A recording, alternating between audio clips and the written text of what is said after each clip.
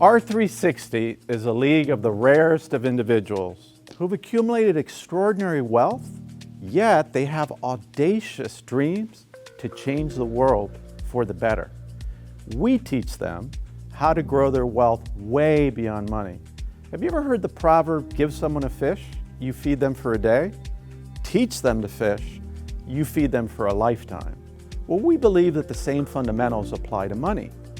R360 teaches individuals and families that to achieve your full potential, you need to discover all forms of capital: financial, intellectual, social, human, emotional, and spiritual, which spells fishes. And learning how to catch these fishes is what R360 families master. Welcome to Fortunate Fishes, Secrets of Success from R360. I'm Charlie Garcia. Angel Alvarez is quite literally a man of vision. He founded what became the #1 contact lens distributor in the country. Born in Cuba, Angel immigrated to Miami when he was barely 2 years old.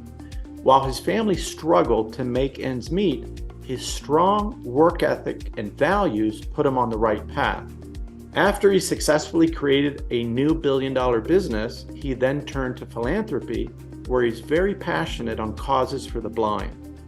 He also supports school programs that teach financial literacy, and he loves to mentor and coach young entrepreneurs. In this episode of Fortunate Fishes, Angel shares his secrets on how he rose from a very humble immigrant family to the pinnacle of success.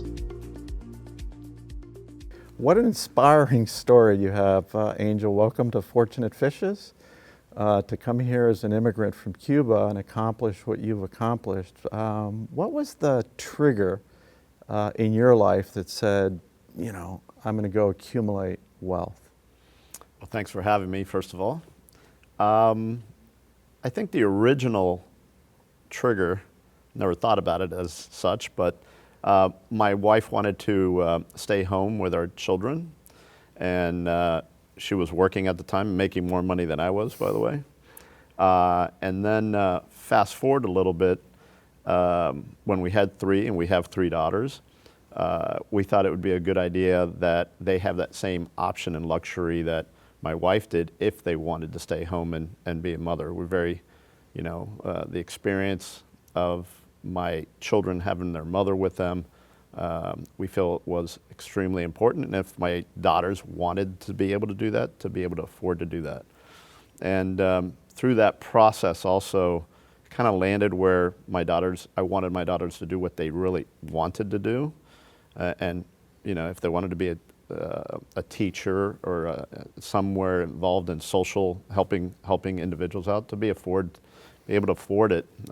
So that was my catalyst and thinking about trying to accumulate some wealth. Well, a lot of your wealth you accumulated as an entrepreneur, but you started in a normal, large company, and then you somehow made the switch. And what did you learn through this process of wealth accumulation? What are some mistakes? What are some lessons that you would impart on others on this journey? Well, what I see today in particular, and with younger people in particular, the goal is to make money, which I'm not a fan of. It's about creating value within an organization or a service that you can actually sell at some point, or at least be able to leverage and create wealth out of. But our goal was never to accumulate wealth per se. It was really to create shareholder value within an organization that had values, had purpose, and if we did that correctly, that organization was going to create value for the family. Now, individuals that have created wealth, they typically have a growth mindset, and they're always, growing their intellect. And if you had to write a letter to your younger self and give yourself some advice, what would you tell yourself?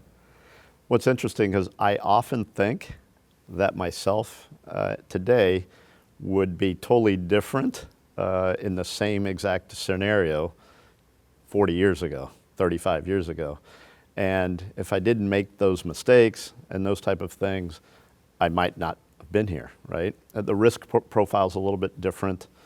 But through that journey, I would tell you, without fail, I would have told my younger self to slow down, be much more strategic, much more intentional than I was when I was in my 20s and 30s. What does that mean? Like, give me an example. So we were growing, and I came up through sales. So when you talk about growth, I mean, it was in my DNA. I came up and knowing that if you drove growth, it allowed and made up for a lot of operational sins and all different types of other mistakes that we made. And it was we were able to overcome that due to the revenue line constantly growing. And I was focused on that while trying to repair these different things that the mistakes we were making.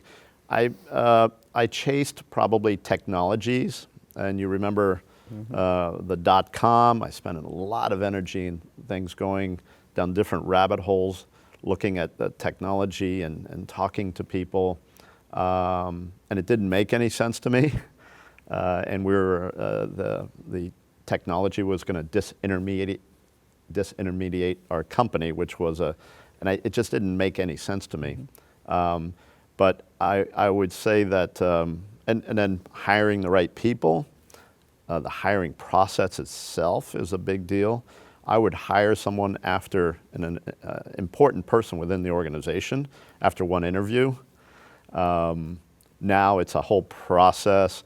We do profiling first. We do in-depth. We have several people from outside the organization even get involved, depending on the position in the hiring process. So just slow down, be a little bit more systematic, make sure we hire the right people, make sure the strategies that we're looking to do are the correct ones. And I was very early on, I was trying to get, at the time it was called white space. You've got to, absorb all the white space. You got to chase it and be reckless almost. And I found just the opposite worked for me. Great. So they say it's about people, product, and process, and you would say focus a lot more on the people and take your time and make sure the processes are in place to support that fast growth that you wanted. And I've made the same mistakes myself. But reading has been important in your life, and certainly it can be a force multiplier by learning things from other people. What is the book that's most influenced you, or that you most give away as a gift to others to help them in their journey, and why? Well, there's been a lot of white papers related to the industry I'm in, and efficiency and building culture and things like that. But within my family, my daughters, my son-in-laws, my nieces, nephews, the one I've really pushed was Rich Dad, Poor Dad. It fell within my own personal beliefs and even my father's of how to gain wealth. And my father believed in being austere was very elegant. And how that translated into my life is, instead of using the funds within the organization to do something personally, I would reinvest the funds back into the company over a long period of time. We're very conscious taking the money and investing in assets that returned greater returns, which included buildings and people and building the organization. So that fundamental loop that the book teaches just happens to fall in within how I was brought up. And it's just a very elegant and easy to understand. Because if I were to give one of my children, a 200-page book on financial literacy or something, they're never going to read it, right? So it's a book that everybody can read. And I'm also the focus is to bring my children up to be financially literate also, and understand the philosophy of what we're trying to do as a family. You mentioned your dad. Did he ever give you any books, or was it more, hands-on advice as you were building your business? Well, my father, it was pretty much advice. He had clear rules. There was a lot of them. He didn't believe in family in the business, that he was very, felt that business was difficult enough that, You didn't have to have the constraint of family members. And he knew, because the day he bought his father's business, he fired his 3 brother-in-laws that afternoon. Not promoting that per se, but it created a rift through our family for decades. And I see that a lot within other companies. But he was, he was more a classical reader. He Right. made me read Don Quixote Well, you can learn a lot of lessons. absolutely, but not necessarily. His business rules were fairly hard-coded. Wanted to make sure you were the best at what you did, Right. regardless of what you did. You know, he just gave certain rules that we live by. Eat last, those type of things. Right. Well, turning to social capital, what do you feel is your responsibility as, an entrepreneur that's created great wealth in terms of what you and your family can do now in society to make it a better place? So we're the evolution of this is really interesting, and I'm taking my family with me through the evolution, which is now that we have this, what are we going to do to help society? And we're working on it. We've been very intentional. We have a family meeting next week, and part of that meeting is to decide, and everybody comes in with their recommendations. My 3 daughters come in with their 3 recommendations of a charitable organization that we all vote on and disperse funds prior to Christmas, which I'm very excited about doing. It's a lot of fun. And I've learned that it's, for me personally, and I think I can speak for my daughters, giving away and supporting others to help them is the best part of being wealthy. Yeah, and social capital is also about forming deep relationships with individuals, leveraging networks that can help you on your journey. What advice would you have for others on this, and how important has that been in your success? I would say critically important. I belong to a business operators group. I fundamentally created the vision for our organization from 2 other members within that group they weren't similar businesses, but I was able to at least lift and clearly understand trajectories that applied to our industry. And from those 2 individuals helped me tremendously to create the vision for the organization that really basically changed the logistics and the whole optical space. So that was very important. And as my life changed and evolved, I've had the pleasure of working with a lot of mentors and business leaders. So it's an industry almost of individuals that are dedicated to help you, really optimize your life and optimize, your balance. And I've taken advantage of that. I think one of your superpowers knowing you is that you can become friends with anyone. And, I know it's because, of natural sales skills, but what advice would you have for others in terms of being able to connect quickly with others in an authentic way? So I've noticed, even the individuals that struggle with connecting, after they make the effort, which is the difficult part, right? It's jumping off the bridge. They do quite well, because I think the majority of the people are truly interested in what others have to say, and I think it's important for your own growth, right? The atmosphere has to be correct, and the topics have to be correct. Right. So it's about being intentional. If you're an architect or an engineer or a financial individual, there's groups of the individuals just like yourself that probably struggle with social skills, possibly, or not comfortable in crowds and things like that. But you have to find where you are comfortable, because right. you can invite individuals out for lunch or have dinner, meet for coffee, one-on-one, if you're not comfortable with meeting in a group environment. So in terms of human capital and maximizing your human potential, energy and high energy and health is very important. So what kind of routines did you establish to have that, good health and high energy during your career? So I worked out this morning. And Jack LaLanne, I heard this story, it was fantastic. Jack LaLanne, who's the original fitness guru, I think, would say he got up every morning and hated to work out. That's given me a tremendous amount. So I enjoy it. So I get up and I exercise, and I've hired a trainer. I have done some work with several doctors. My family suffers from cardio health, so I have a cardiologist as my primary doctor and have baselines and do all different types of testing. My youngest daughter, as you know, is a nutritionalist. Right. She's coming now for the holidays, and I'm sure she'll clean out my refrigerator of all the things. Make sure you're eating healthy. Yeah, I think if you don't, I've been in very good health, probably because of more genetics, but I do, at my age in particular, see a lot of my friends, they're not really enjoying their lives to the optimal, Right. because they're just not in good health. They can't walk, they have this Right. issue, that issue. So in order for me to deliver and live the life I want to be, I need to be feeling good and be healthy. Right. So to be successful, accumulate wealth, or just success, you have to always be learning new skills. What techniques do you use to learn new skills that just don't come naturally to you? So I learned a while back that it was a self-awareness exercise. I first had to realize and accept what I was not good at, which, for a CEO, entrepreneurial individual, a little difficult.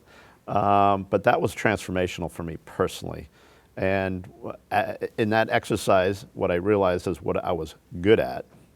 And more importantly, you mentioned it, I grew up in the corporate world, and they're trying to constantly work on your weaknesses. Right. My philosophy was I hired and surrounded myself with friends and advisors and employees that would compensate for my weaknesses, outsource that to them, and just focus on my strength. It totally changed the trajectory of my life. Wow, that's great advice, because if you could take a strength to greatness and mastery, you need time. But if you're focusing too many things on things that you're never going to get better at, you won't have the time. That's a great strategy.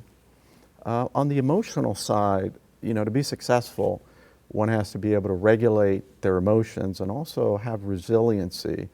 And like everyone else, you've had, great failures in your own life. How do you recuperate or deal with like massive failures or disappointments? So I was fortunate enough to be part of, my family lost everything. We're Cuban immigrants, so they've lost everything. That resiliency is where I lived, watching how my parents overcame losing everything and having 5 children, different culture, different language, and how they did it with faith and hard work. And that helped me tremendously. I know friends, personal friends, that had to leave Europe and went to either Cuba, those are the Right. friends we know, because of being persecuted for their religious beliefs, end up in Cuba, reinvent themselves there, and then came to Miami and became successful in one generation. If you can imagine having to Right. start over 3 times. That resiliency is part of, it's a gift of my own personal life journey. And I wish I could give it to my children because it's made a big difference in my life. I lost my wife to cancer almost 4 years ago, and that helped me tremendously, being able to be surrounded and experience how people go through very difficult situations and are able to rebound it. At the end of it, you have to just focus on what the benefits were, the time we had together, the children that I still have, the grandchildren, and focus on all the great things that happened while my wife was alive. Sure. And, I regret never having an opportunity to meet Pam. Sounds like just a wonderful human being, especially after having a chance to talk to your daughters. But what advice would you give to others that didn't have the benefit of your, life experience, culture, your parents, to maintain a positive mental attitude in the face of, great adversity that they may be facing in their own lives? So what I tell others, and I'm very keen on this, that it's relatively speaking. If you're in the greatest country in the world, you're educated, you have your health, it's all relative because there's a lot of suffering going on in the world. And being able to, the platitudes of you can get knocked down, and it doesn't matter. I've been knocked down a lot of times. That doesn't matter. It's the number of times that you get up from being knocked down. So you can't stop. You have to have grit to continue to, recover and keep moving forward.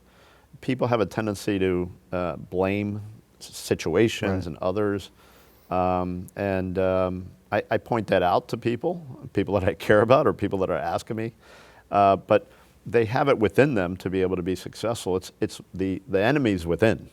Yeah, it's what I tell my own kids. It's like, don't be a victim. Your life is not coming at you, it's coming from within you. 100%. But it's hard, when you're young to really understand that. And, perhaps one of the things that has helped me, and I'd love to know, your point of view, is, your spiritual life. What are your spiritual beliefs, and how important have they been in terms of, making you who you are?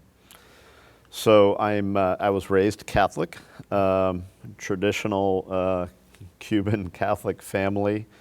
I think for me, my connection to God, and I've done this with working with individuals, by the way, over the last several years, that my connection with God is primarily when things are really terrible, and you go, you find yourself praying and having a conversation for strength in a difficult situation.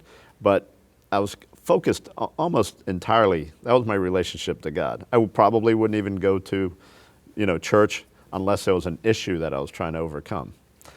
There's the other side, right, where it's one that you live in, you're grateful, and I've been given a lot of things, and I feel really good about that. And my connection today has transformed from one of only having a relationship with God during a difficult time to one of gratefulness and thankfulness with it.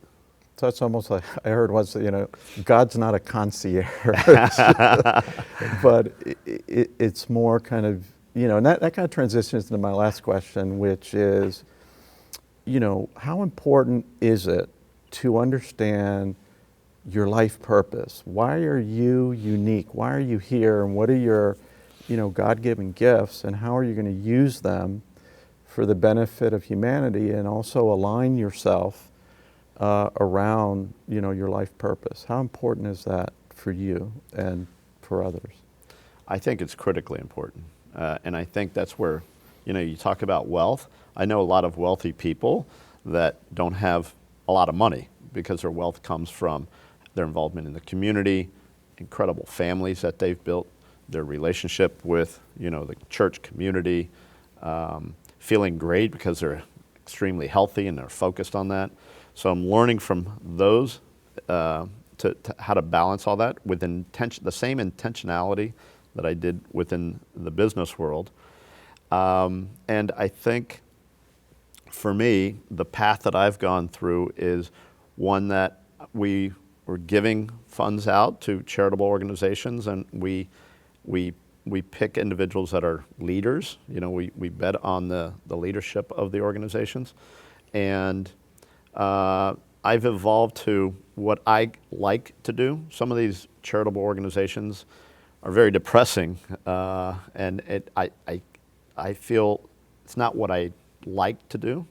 So where I've landed is that I'm looking at organizations, social enterprises, that I can help by funding them, but also giving them management help, bring in individuals that I know that could help the organization from my experience, and then elevate the organization to a different level. and they in turn help the society. Wow, inspiring. That's certainly a way of using your gifts to help others and ultimately do what we're trying to do at R360, which is to inspire and challenge future generations to use their wealth and their talent for the benefit of humanity and the health of our planet. So I'll be watching you in this journey, using you and your family to accomplish these things. So thank you very much for coming today, and good luck on your journey. Thank you very much, Charlie. Appreciate it. Thanks for having me.